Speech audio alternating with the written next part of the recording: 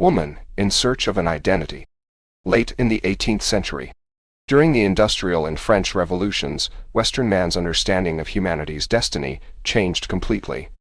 This shift was driven by a profound change in the nature of knowledge, resulting in a new worldview that is still with us today. Throughout the post-medieval era, a coherent world picture linked the theory of representation with language, natural order, wealth, and value. From the early 19th century onward, the theory of representation, which unrolled representation into a static picture, disappeared as the foundation of all conceivable mental organizations.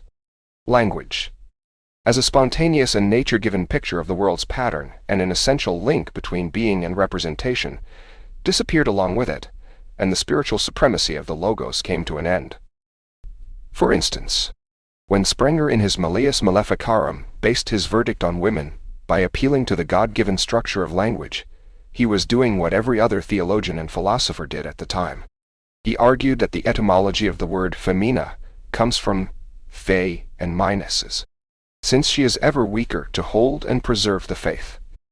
It never occurred to Sprenger, or to anyone else, that language is man-made and evolves ceaselessly in response to changes in the zeitgeist or spirit of the time.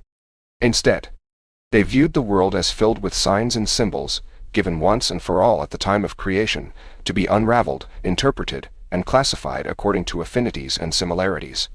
Nature itself was seen as a continuous canvas of interrelated things. Words and signs, forms and symbols, pointing to permanent identities and distinctions. Suddenly, historicism begins to pervade everything, disconnecting what used to be connected and placing all the newly isolated elements of knowledge in the stream and perspective of time. This new form of mental organization is based on historical background, rather than pseudo-affinities. Temporal continuity gives coherence to this new order of knowledge that makes previous mental organizations appear incongruous. Everything is now in motion. The study of static wealth is replaced by dynamic production.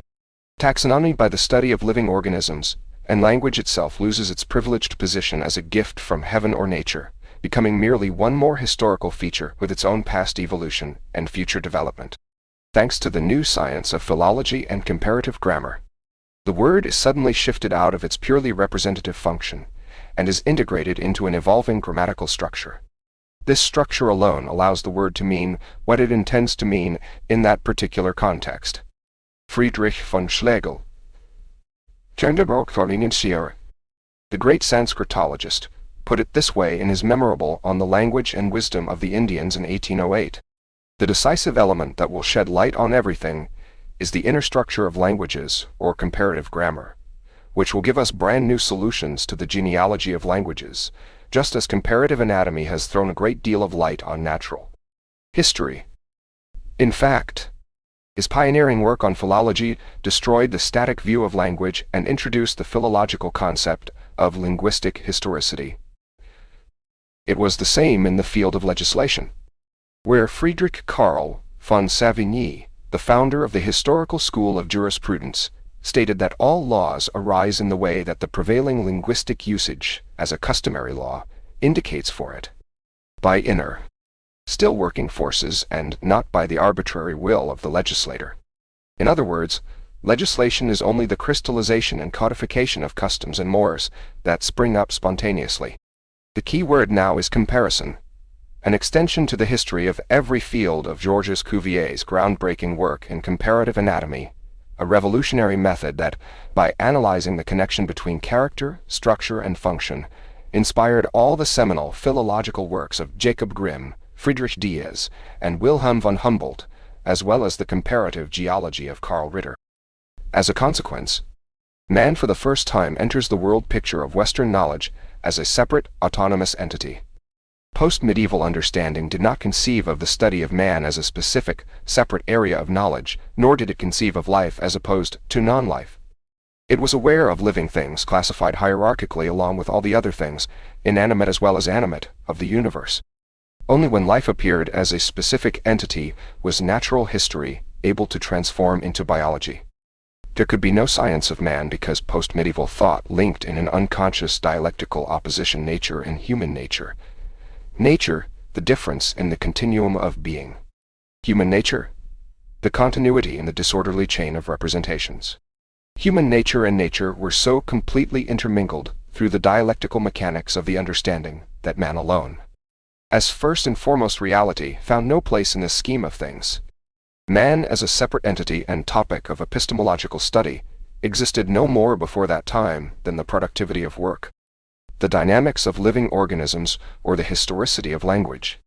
Just as natural history became biology, the study of wealth was replaced by that of economics, thought about language became philology, and the discourse where being and representation had found a common ground faded away. Man began to appear in his modern, ambiguous position as the object of knowledge, but also as knowing subject.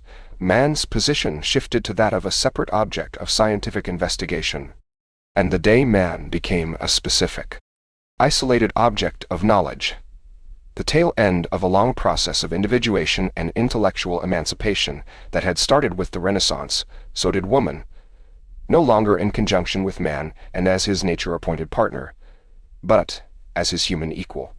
This, we recall, is what happened in Greece in a more rudimentary way, when classical tragedy turned anthropocentric with Sophocles and Euripides. The search for the identity of man triggered a similar search for that of woman. Most expressive of this new mode of thought was the Romantic movement. The 18th century Enlightenment had been rooted in an optimistic view of the present, the past being a mere preparation leading up to it, and the future an idealized version of it. Romanticism, however, looked upon historical eras and people, viewed as a joint production of nature and history, as slowly evolving organisms to be understood in their own specificity. The present as the present suddenly narrowed down to a razor-thin edge, separating a meaningful past from an unforeseeable future full of possibilities. Industrialization, increasing urbanization, the population explosion, and the rise of democracy all combined to shape the rise in nature of modern feminism. Man's new, tentative image of himself was bound to trigger a search for its counterpart in woman. As a contemporary feminist states it, it was the need for a new identity that started women, a century ago, on that passionate journey, that vilified, misinterpreted journey away from home. What had, until then, been accepted, as a matter of course by both men and women, that humanity as a whole was not an end in itself, but merely the materialization of a higher cosmic purpose, was now rejected. The erosion of religious faith, and the raising of man onto a historical pedestal from which spiritual significance was banished, destroyed the organic link between the sexes as members of a higher spiritual whole. Just as feminism would have been inconceivable a century before, it would now have been inconceivable for such a movement not to have arisen. Germaine de Staël is eminently representative of this new trend in an age of transition.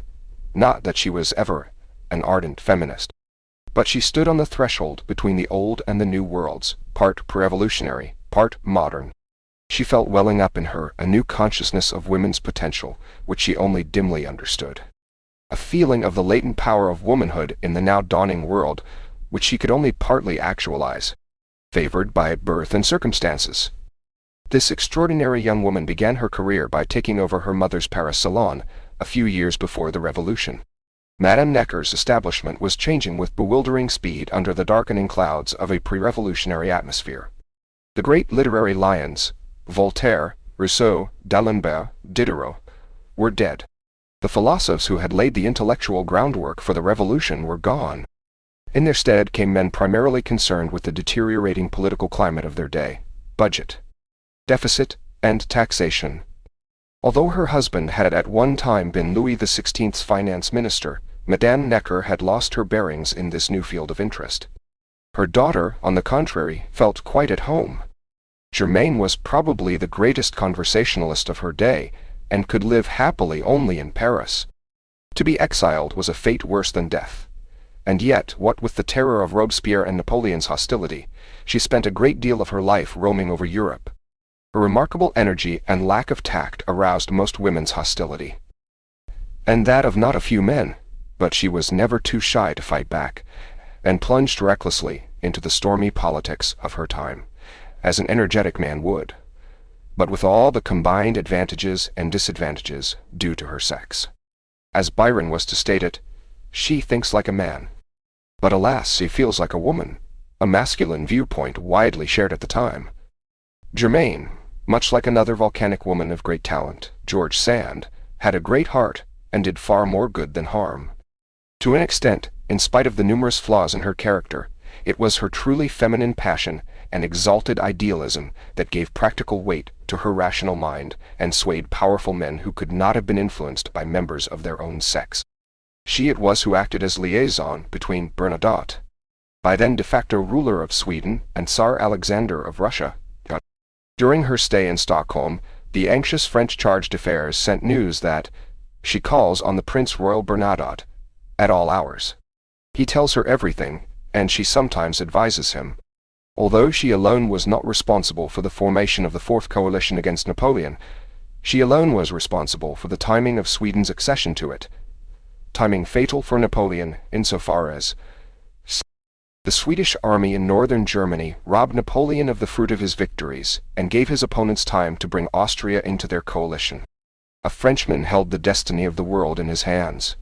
He was one of the principal direct causes of our misfortunes, Napoleon stated at St. Helena, referring to Bernadotte, and behind Bernadotte stood Germaine de Staël. Looking back wistfully from St. Helena's tropical heat, Napoleon thought of Madame de Staël, enthroned in Capet's plush exile from 1804 to 1810, during the heyday of his imperial rule, and of the part she played in his eventual downfall. Her house at Capet became a veritable arsenal against me. One went there to win one's spurs. In a sense. No man, however brilliant or powerful, could have so relentlessly harmed Napoleon in the way that this superior woman did. She did not come by her political influence easily. More than once, insults were heaped on her simply because she was a woman. She had played an important part in Bonaparte's coup d'état on September 4, 1797, and was rewarded in the press by articles such as this. But who entrusted you with the mission you are carrying out among us? Who has asked you to meddle in matters of no concern to you? Miserable hermaphrodite that you are! Your sole ambition in uniting the two sexes in your person is to dishonor them both at once. She was soon to regret whatever assistance she had given to Bonaparte's cause. On December 6, 1797, she met him for the first time and began her grotesque attempts to seduce him. Bonaparte, the Corsican misogynist who, in reply to her blunt question, "Who is it?" "It's the greatest woman, alive or dead," shot back, "the one that has made the most children." At one point she asked to see Napoleon at his home, Rue Chantereine. Upon being told that the citizen general was naked in his tub, she cried, "No matter. Genius has no sex." However, hard she tried. There was no seducing Bonaparte, who could not abide viragus, much as she praised his genius. The growing rift between them did not endear her, however, to the royalists. One royalist newspaper, published abroad, ruthlessly pinned her down. She writes on metaphysics, which she does not understand, on morality which she does not practice, on the virtues of her sex, which she lacks. She got it from all sides. The Jacobin Journal de Hommes Libres threw at her.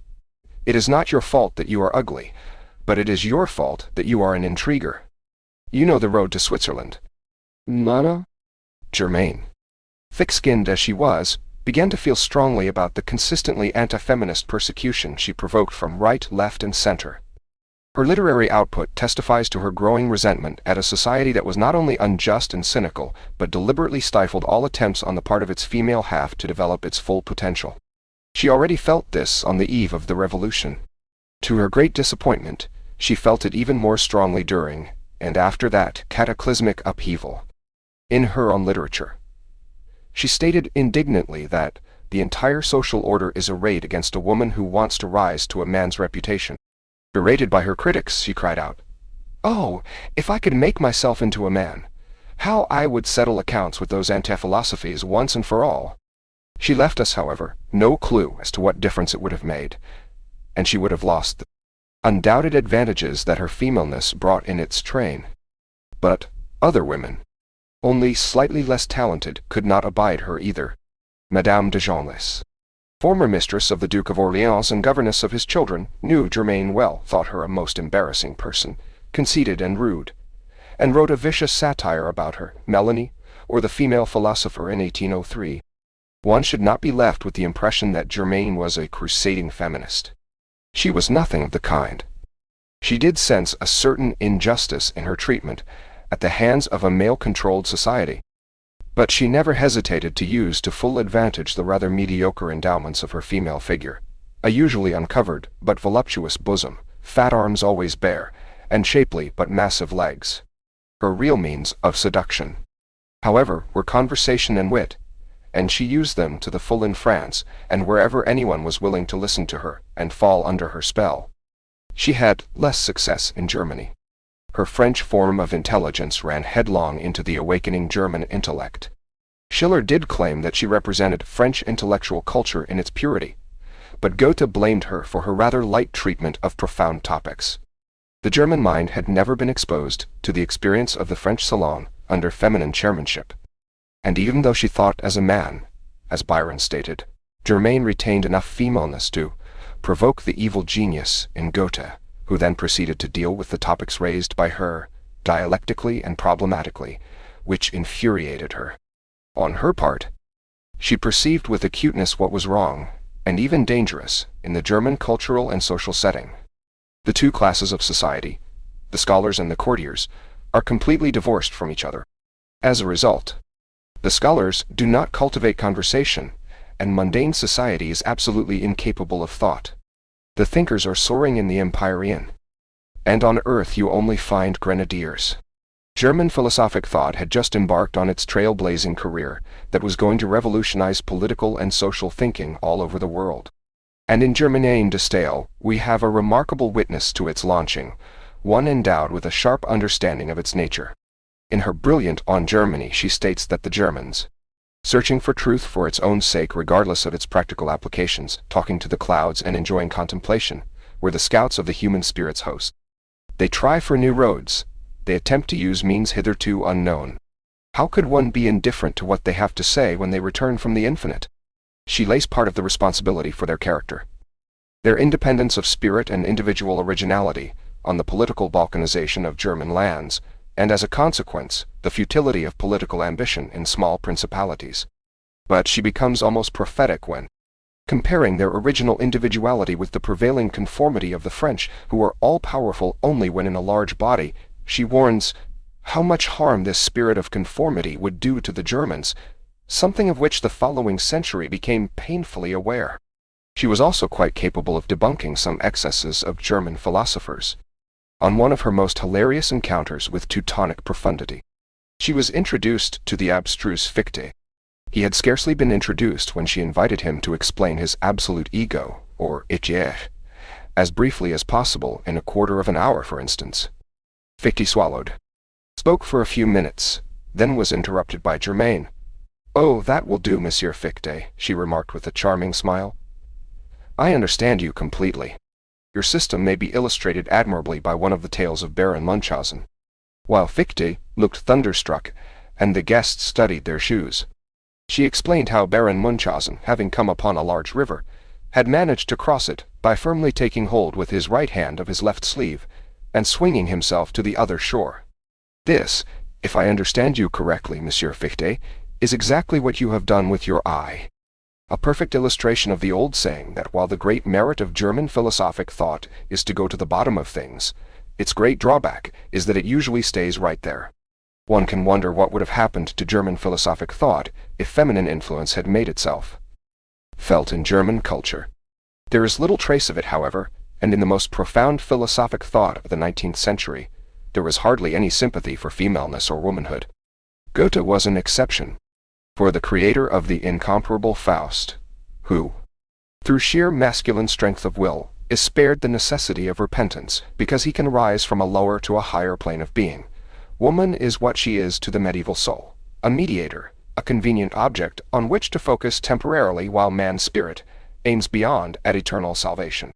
Faust rises from flesh and blood Margaret to ghostly Helen to the Virgin Mother, undergoing several figurative deaths, and finally escapes from the clutches of the devil, in great part thanks to their spiritual mediation. As Faust's soul rises up to the ethereal regions beyond death, it first traverses the intermediate masculine spheres where rule the holy anchorites, where the blessed souls of the dead shed their last remaining impurities.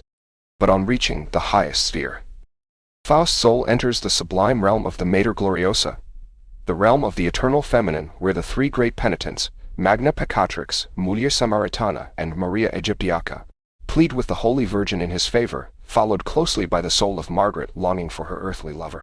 Faust is forgiven because of this intercession, and, forever blessed, dwells henceforth in eternity. The poetic mind has always been more sensitive to the feminine than the philosophic or scientific one. Faust was saved because he refused to turn his back on nature and reject life.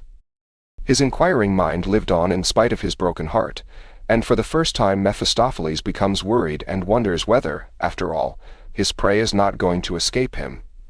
Worry that increases when Faust, transmogrified as a Gothic knight, finds himself in command of a fortress of another medieval age, that of pre-Homeric Greece. There he defeats Menelaus and accepts Helen as his lady and queen, treating her with a chivalrous courtesy unknown to the ancient Greek world, but very similar to that of Dante's spiritual knightly service to Beatrice, for whose sake he undertakes his journey in the lower and upper invisible realms. Helen is not slow in responding to this new treatment. Honored and respected as she never was in antiquity, she helps Faust through his ghostly metamorphosis. Goethe's view of femininity, however, was far different from that of other German thinkers, where the poetic insight disappears along with its mystical undertone. Male philosophic criticism takes over. In the Phenomenology of Mind, Hegel views womanhood through a thoroughly masculine prism, contrasting the conflicting claims of the social community and the narrower interests of the family.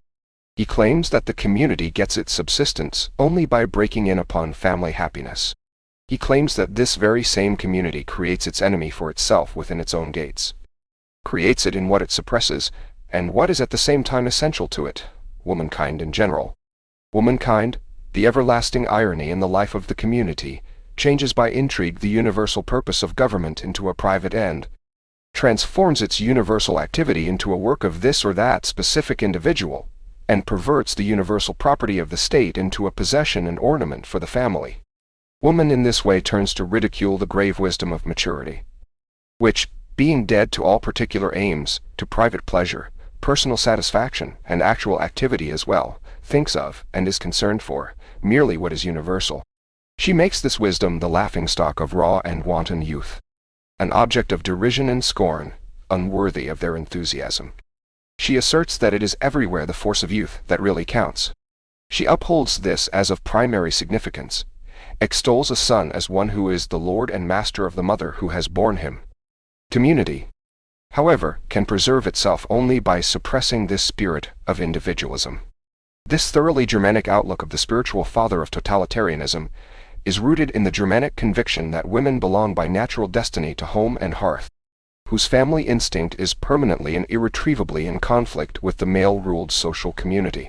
As for the connection between women and the generation gap, we shall refer to it again. With Schopenhauer, whose doctrine of the primacy of the will was in direct conflict with Hegel's idealism, we reach a stage of anti-feminist bitterness that goes well beyond the usual Teutonic diatribes against the second sex.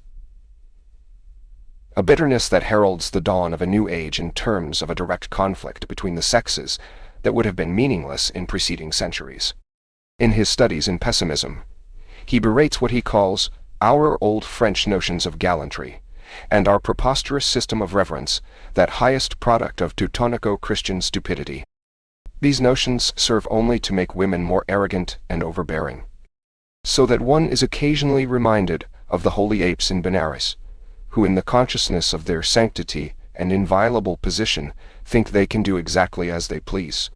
Well, in order to understand the violent misogyny of most German males, it must be kept in mind that the German inner spirit is essentially one of pathos, a basically feminine characteristic which is so easily betrayed by the very structure of their language, indefinite and imprecise, emotional, unrestrained and anarchical, romantic and sentimental, still close to its Gothic roots. It is essentially the language of brooding and introspective people, which has been shaped by, and then shaped in its turn by a feedback process, German psychology. As Hermann Kieserling explains it, In every feminine person, the masculine element, which is always present, supplies the inferior function. It is typical that precisely this function should be overemphasized through the urge toward psychological compensation. Thus, the German emphasis on the masculine is just what betrays the feminine character. And the fact that the prime masculine model is presented in the character of the drill sergeant again demonstrates the inferiority of the masculine function. From this springs the German male's overemphasis on the will to power and contempt for woman, which implies an unconscious contempt for the exceptionally important feminine component in his own makeup. The German is rarely his own master, and requires the dictate of externalized and objectified ideas as a compulsive framework. The German stresses always on yielding oneself up to externally imposed organization and discipline, and his feminine component will stress nature, primitivism, and romanticism against what is artificial, the fundamental instinctive against form, shape, clarity, and style, the gigantic and colossal, as against the harmonious balance dictated by good taste. To an extent, all this reflects the Germanic stress on inner experience as against outgoing living. This peculiar character of the German also explains how, as an introverted individualist, he can become, if at all gifted, an exceptionally creative man. German abstract thought has dominated the 19th and 20th centuries. German philosophy that ranges from Kant and Hegel to Schopenhauer and Nietzsche has no equivalent in other Western lands. Distinctly German also are the thought processes of Marx, Engels, Freud, Jung, and Einstein, who, in their respective fields, revolutionized the world. And German pathos has given the world its greatest music from Bach to Wagner and beyond. All the great intellectual and artistic productions of the Germans, as well as their pharaonic distortions in the political world, are the result of this uneasy marriage within the bisexual German male's soul between the masculine and feminine principles. To take only the latest instance of this Germanic mode of thought, listen to Adolf Hitler's Mein Kampf. Like a woman who will submit to the strong man rather than dominate the weakling, thus the masses love the ruler rather than the suppliant.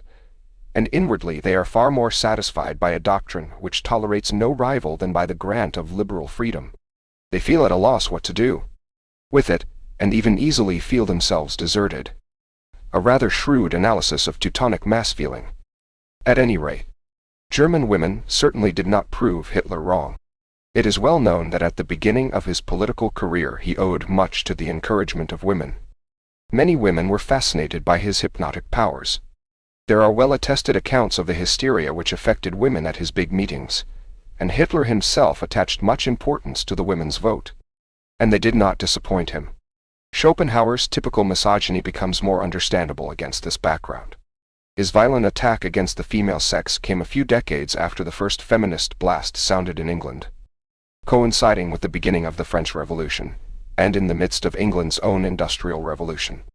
Mary Wollstonecraft's pioneering work, Vindication of the Rights of Women in 1792, was the first clarion call for the forthcoming battle of the sexes, the first appearance and explicit statement of a problem that had not existed previously in Western consciousness since the distant days of Greco-Roman antiquity. Let us consider women, she pleaded, in the grand light of human creatures, who in common with men, are placed on this earth to unfold their faculties. It was her opinion, forcefully stated, that biological facts were unimportant, and that education made all the difference. She raved against Rousseau's statement, according to which woman was by nature subordinate to man. Rousseau exerts himself to prove that all was right originally and that all will be right. In her previous thoughts on the education of daughters in 1787, she stoutly maintained that nature had made the sexes equal and that education should strive to develop that equality. A pupil of the 18th century philosophers, she also entertained a passionate belief in the power of human reason and spurned religious feeling. The main butt of her argument was that marriage was servitude, and she proceeded to justify her thesis by entering into no marriage arrangements with several men only to capitulate and eventually marry William Godwin in 1797 in order to safeguard the interests of their children. Quite apart from her personal eccentricities, Mary Wollstonecraft's thoughts and activity implied a sense of profound change. They betrayed the fact that a revolutionary undercurrent was about to break into the open and violently upset the traditional relationship between the sexes in Western civilization. Of this, Men became conscious too, and some were not slow in responding in kind, sometimes with the violence of those who feel that some monstrous danger lurks underfoot. Goethe and Hegel, in this respect, remained faithful to the old concepts, basically unaware of any impending change. Not so Schopenhauer, who went into battle fully clad in armor, displaying with great talent and some insight the very pettiness in his own personality which he held against the female sex. It will be found that the fundamental fault of the female character is that it has no sense of justice. This is mainly due to the fact, already mentioned, that women are defective in the powers of reasoning and deliberation. But it is also traceable to the position which nature has assigned to them as the weaker sex. They are dependent, not upon strength, but upon craft, and hence their instinctive capacity for cunning, and their ineradicable tendency to say what is not true. And since women exist in the main solely for the propagation of the species, and are not destined for anything else, they live, as a rule, more for the species than for the individual, and in their hearts take the affairs of the species more seriously than those of the individual. Therefore, the proper place for women in any social structure is on the lower rung of the ladder. They form the sexus sequior, the second sex, inferior in every respect to the first. Their infirmities should be treated with consideration, but to show them great reverence is extremely ridiculous, and lowers us in their eyes. Finally, with Nietzsche, we reach a nadir in the German male's estimation of the human female. It is a shame that he could never have met Germaine de Stael, who represented everything he detested in woman. Her On Germany offended him deeply. And in his Beyond Good and Evil, he says, let us call to mind that it is not so very long ago that a masculinized woman could dare, with unbridled presumption, to recommend the Germans to the interest of Europe as gentle, good-hearted, weak-willed, and poetical fools. Nietzsche's low opinion of women was based on no greater personal acquaintance with them than that of his devoted sister. Unlike Schopenhauer, he does not rationalize his contempt, merely states it flatly, Zarathustra-like. Man shall be trained for war and woman for the recreation of the warrior. All else is folly. Thou goest to woman. Do not forget thy whip. Woman has so much cause for shame. In woman there is so much pedantry, superficiality, schoolmasterliness, petty presumption, unbridledness and indiscretion concealed which has really been best restrained and dominated hitherto by the fear of man. But, unlike Schopenhauer the pessimist, Nietzsche's more optimistic life-affirming views make him see the good points of woman as object. We take pleasure in woman as a perhaps daintier, more delicate and more ethereal kind of creature. What a treat it is to meet creatures who have only dancing and nonsense and finery in their minds. They have always been the delight of every tense and profound male soul. He blames Rousseau for having made women interesting, the same Rousseau who had such a low opinion of them. But he is right in the sense that Rousseau's return to nature philosophy was bound to revive an interest in that half of the human race that is closest to nature. However, it was in philosophy that the reappearance of the feminine principle was most noteworthy, in the triumph of Hegelian dialectics over the Cartesian mechanistic outlook. Nietzsche's analysis of the German character gives us a clue to the psychological roots of this momentous philosophic innovation when, speaking of his compatriots, he says that they belong to the day before yesterday and the day after tomorrow. They have as yet no today. In his Beyond Good and Evil, he explains, the German himself does not exist, he is becoming. He is developing himself. Development is therefore the essentially German discovery and hit in the great domain of philosophical formulas. Hegelian dialectics is, as it were, formal logic in motion. It adds a new temporal dimension to classical logic, as it was understood from Aristotle to Descartes. In no way does it contradict or cancel formal logic, any more than Einstein's revolution in physics and cosmology contradicted or cancelled the Newtonian universe. Newton's astronomical concept was absorbed and incorporated in a vaster and more comprehensive system, becoming merely a particular case within the much broader concept formulated in the general theory of relativity. In a similar vein, dialectic logic is related to formal logic as higher mathematics to elementary arithmetic. It is all a matter of scale. Inasmuch as it conforms to natural processes, it is closer to nature. As the great Indianist Heinrich Simmer put it in his Philosophies of India, 1 plus 1 logically is 2, never 3 or 5, and can never shrink to 1. Yet, things are not that way in the field of the vital processes of nature, where the most illogical developments take place every day, on every side as a matter of course. The rules of life are not those of logic but of dialectics. The reasonings of nature not like those of the mind, but rather like those of our illogical belly, our procreative faculty, the vegetable-animal aspect of our microcosm. In this sphere, the sphere of biological dialectics, the illogical sphere of nature and life forces, 1 plus 1 is usually far from remaining 2 for very long. The tremendous impact of dialectics on modern philosophy is precisely due to its synthetic approach and its far greater connection with the biological and reproductive processes of nature than formal logic. Being is no longer a static state, but a dynamic process of becoming. In this sense, the birth of Hegelian dialectics is at one with the profound mutation in the nature of knowledge early in the 19th century, when historicism came to pervade every intellectual discipline. This historicization of all fields of knowledge added a new dimension to human understanding and depth to its new four-dimensional world picture. By overcoming the more limited and essentially masculine Aristotelian Cartesian formal logic, it re-established a feminine element at the very core of discursive thinking, with the synthesis that gathers together, and overcomes eventually the merely logical opposition between thesis and antithesis in a coincidentia oppositorum. Starting from his psychological investigations in the varieties of religious experience, William James arrives at an examination of mysticism, the feminine component of the religious temper, and cannot avoid pointing out the mystical sentiment which deep down supports and feeds dialectic thought. In his own words, he came to the definite conclusion, after personal experience, that our normal waking consciousness, rational consciousness as we call it, is but one special type of consciousness, whilst all about it, parted from it by the filmiest of screens, there lie potential forms of consciousness, entirely different. We may go through life without suspecting their existence, but apply the requisite stimulus, and at a touch, they are there. Looking back on my own experiences, they all converge towards a kind of insight to which I cannot help ascribing some metaphysical significance.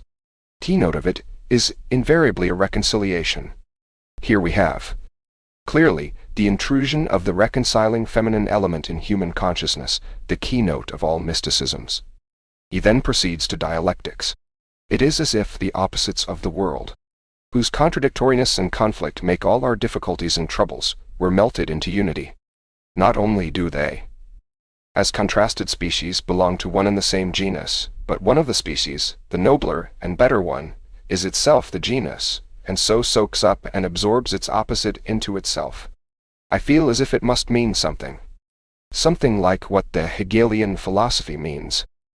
And, in a footnote he adds, what reader of Hegel can doubt that that sense of a perfected being with all its utterness soaked up into itself, which dominates his whole philosophy, must have come from the prominence in his consciousness of mystical moods like this, in most persons, kept subliminal.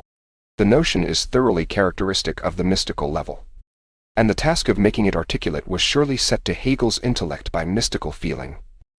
The unmistakably sexual imagery of James' otherness soaked up into itself unconsciously suggests the female cell soaking up into itself, as it were, the male sperm in order to start a new life in the womb of time.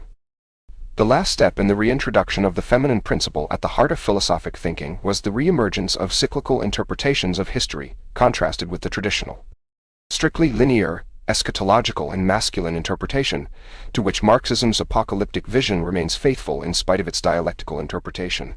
One of the first portents of this new trend was Nietzsche's theory of eternal recurrence, the metaphysical theory that humankind has been, is, and will forever be undergoing the same life course from beginning to end, thus rejecting simultaneously the Christian doctrine of an afterlife and the fashionable belief in endless progress that was inaugurated by the Enlightenment. For all his ranting against woman, Nietzsche was by far the most feminine of the 19th century philosophers, including his preaching the advent of the iron-hard Superman, upon whose forthcoming appearance he looked with all the longing of a palpitating female heart. The cyclical concept had, actually, never quite died out. In the 12th century, The monk Joachim de Flores had applied the theological concept of the Trinity to the historical process, which he divided into three parts or stages: that of the Father, the Son, and the Holy Ghost, or future time. He demonstrated that allegorically the New Testament reenacted the Old, and that the same thing would apply to the third and last stage of historical development under the Holy Ghost.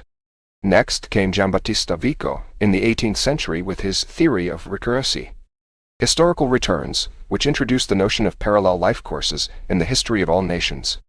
At the end of the 19th century, the American Brooks Adams tried his hand at it in the Law of Civilization and Decay, patterned after a strictly mechanical model. Previously, the Russian Nikolai Danilevsky had propounded the biological model of historical cycles encased in quasi-zoological laws.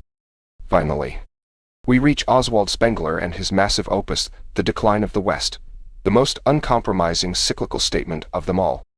In this counter-traditional trend, one cannot fail to see the survival, however muted, of a stubborn feminine streak which, in its resistance to the traditional patriarchal linear vision, displays the unconscious expression of the old cyclical rhythmic lunar vegetal outlook. But to this day, it has remained a minority report, and the masculine linear viewpoint remains firmly in the saddle. The unalloyed triumph of scientific thinking in the 19th and 20th centuries, with its materialization of seemingly endless technological progress, could only bolster this viewpoint.